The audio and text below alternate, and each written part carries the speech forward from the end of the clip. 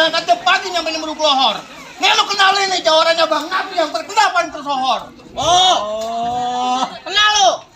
Begini, habis bulan Safar, bulan Maulid, Maksudnya? yang dikir pakai baju hitam. Terus? Ini anak buah Bang Walid yang kesohor tukang berantem. Ya ya.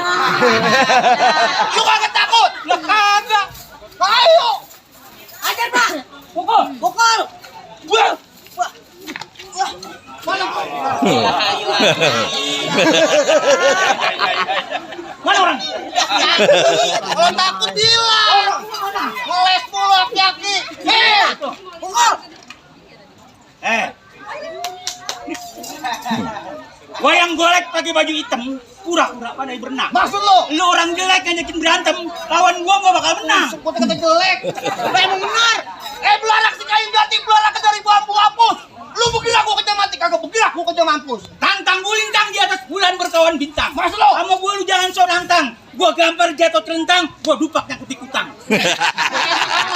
Dan banyak kata tuh. Dan so. Hai. Mana lagi? Ayo, mana? Ayo. Udah. Diam lu. Ampun. Gimana? Ampun, Bang Nabi suruh masuk. Mana habis keluar tuh? Gak nyerah. Saya ngajak kaki kalau gua banting.